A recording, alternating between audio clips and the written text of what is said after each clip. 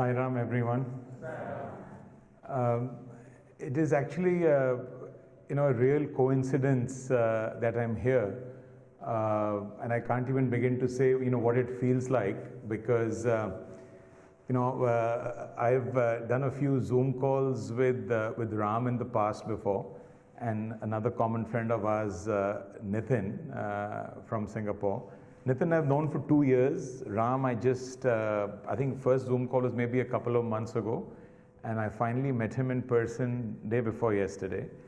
What brings us to Australia is, of course, I've been here before. I sold my business to realestate.com.au, and I've been here several times before, but there was no sort of real need for me to be here, except that, as was mentioned in my introduction, I'm working on a health and nutrition platform, and we're considering Australia a potential location where we can come buy a business and then continue to grow it and scale it in India.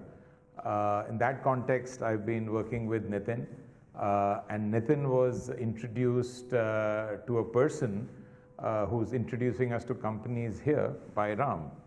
And then yesterday when Ram was taking Nitin and me to Bondi Beach, for that famous Bondi Coogee walk, he played a bhajan in the car, and almost like being semi-apologetic that I'm going to bore you with the bhajan. Hopefully you're okay.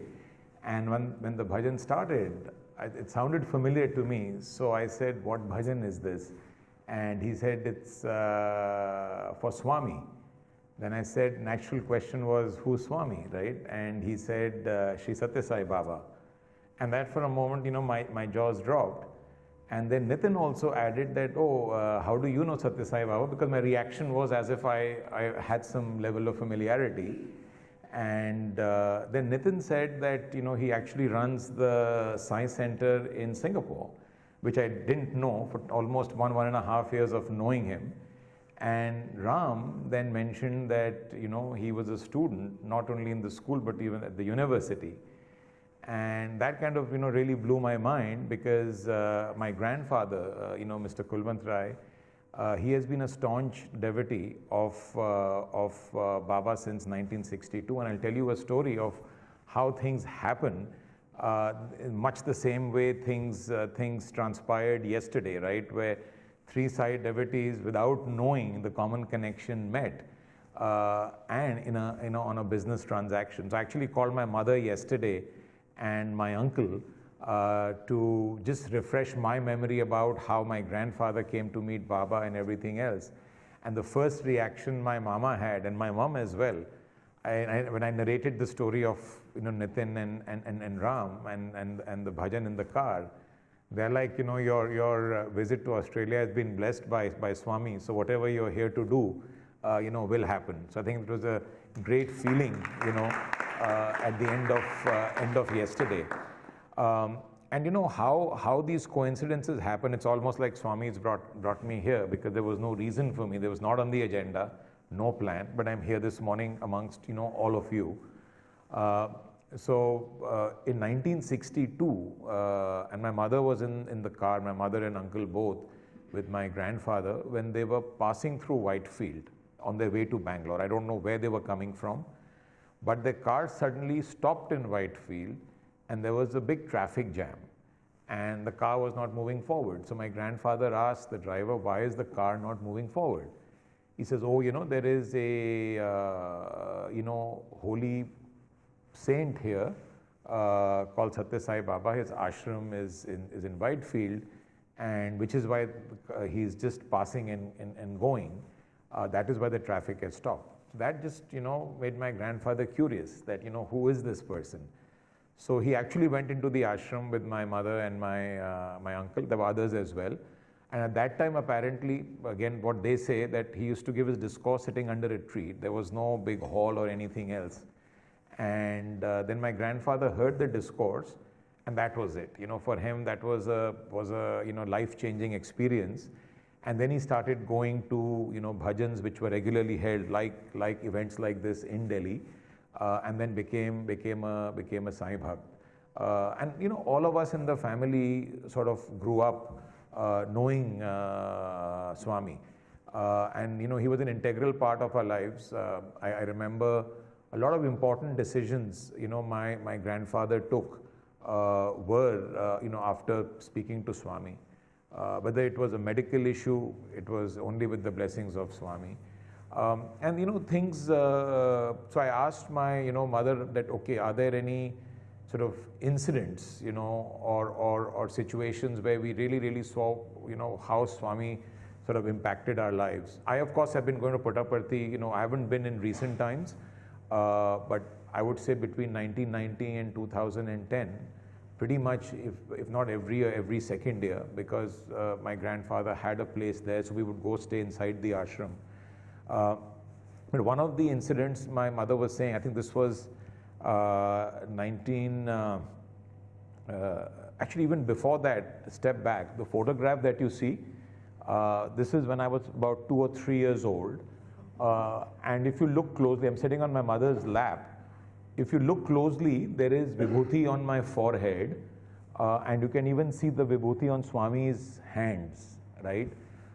So I actually had an injury, so I fell down and I hurt my head. And just after that, there was no linkage, medically, I don't know what happened, but I developed like a big white patch here, which extended all the way from here till my back here. So now my hair is all white and my patch is gone, so you don't see anything. But at that time as a kid with all the jet black hair, and you can't see it there, this at the back on that side, there was a big white patch and then a streak of white hair because of like a leukoderma, like discoloration of the skin. And my mom was worried, as a child, took me to lots of doctors, and they all said, this is something which it happens, you should just hope and pray that it does not increase. And if it stays where it is okay. So that's when, she took me to Swami, and, he blessed me with the vibhuti, put it on my forehead. And since then, it never expanded. It's only shrunk over a period of time. And as I said, now it is not visible. So something I don't have any recollection of, but that's what, my mom's staunch belief is that it never sort of, spread because of, Swami's blessing. So that is one such impact personally, in my life.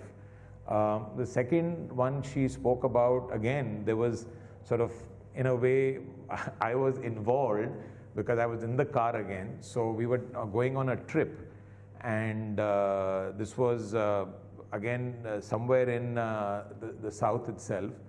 My mother was in the car. Now my mother cannot remember whether I was on my grandfather's lap sitting in the front of the car or at the back, but anyway, she said one of you was at the back, one was on his lap in the front. And she said there was a truck which came from the front, and there was actually an impact, speeding truck from the front and the car, and nothing happened. The glass shattered, it was, everybody in the car was safe. And she said that simultaneously in Puttaparthi, Baba basically came out and told his devotees there that, Kulwant Rai got into an accident, but I was there, and nothing happened. So that's like a true incident, which I think impacted his life, our lives, because I was in the car as well, apparently. My mom was there for sure. So I think, there have been several such instances. If you see, that's my uncle, that's my mama, my mother's brother. Very, very, again, big believer in Swami, goes to Puttaparthi even now every year. So this is in his house, photo where the vibhuti and sometimes the sindoor also comes.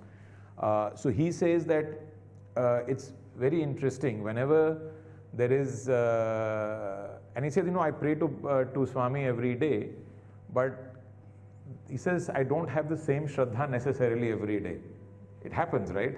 But he says, whenever I have real Shraddha, he says it is a given that after 10 days, 15 days, the vibhuti comes out. So the blessing is very, very apparent and clear, So even in his life, you see he's wearing white, like many of you, just, does that. So again, big impact in his life. And he told me a very interesting thing. You know, he went to MIT, came back in 1970, you know, obviously as a trained engineer. And he said it took me almost 20 years to really understand what Swami was all about. He said, I always questioned my father's belief in Swami. And being an engineer, being a rational person, I used to always question it, that, you know, what is this happening? He said, it took me 20 years, but now, he said, for the rest of my life, you know, Swami is an integral part, of his life. And I think we see another photo, I think there is, I don't know whether you have that or not, Ram? Yeah.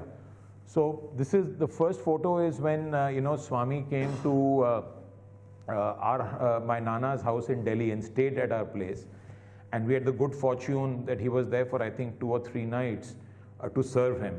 So every morning we would wake up and, you know, at 5 o'clock, I think Swami's day started at that time, would come in and serve him breakfast, and then, you know, lunch. Then he would go meet a few people, and then, you know, the bhajans would happen every evening. So it was absolutely like, I cannot say, the opportunity to serve him morning till evening for 2 or 3 days at a stretch was, I think, a unique experience which very few people have the privilege of. And as I sometimes, I used to always feel guilty, and I do feel guilty now as well, that, you know, I was never, I did not get associated with Swami directly, right? I had an indirect association through my grandfather, and through that indirect association, I had so many privileges which many of Swami's devotees can only sort of, dream of. So, and if you see, you know, in front of Swami, look how all the powerful politicians are standing, right? So I was just, I showed this picture to Nitin yesterday as well. The person at the back, on the right-hand side of the picture with the stole is Mr. Ashok Singhal. From the RSS today, one of the most powerful people. But look how they're all standing with Swami. So, you know, he had his charisma and his magic, and everybody,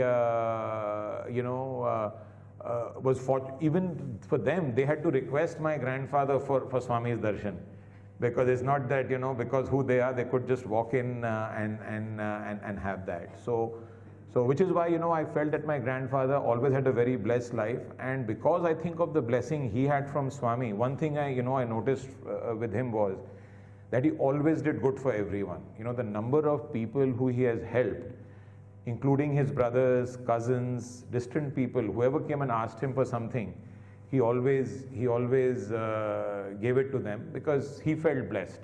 And in fact, when Swami asked him after the hall was built, right, that Kulwant Rai, what should I name the hall, right? So he said, Swami, you know, it is your hall, it is not mine, it is everybody's, you decide, right? So he said, I'm going to call the hall Sai Kulwant because I want my name to be associated and linked to yours forever. So my grandfather was, for him, that was it. I don't think he wanted anything more in life after that. After, you know, his hall was, which he had built out of love and affection for Swami, his name was attached along with Swami's.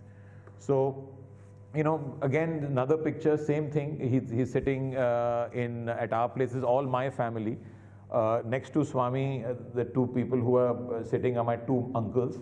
My Nani is sitting in front of her, the lady there. All of us are cousins. I'm a little hidden there, you won't notice me, but my head is popping out with my glasses, so that's me. But yeah, you know, I just wanted to say that Swami has his ways of making things happen. Clearly, he has done so much for our family, extended family, that, we all feel very super privileged. He's blessed us all. Whenever we were born, the first thing my Nana would take us all, and my nephew also, his name is Aditya, named by Swami again.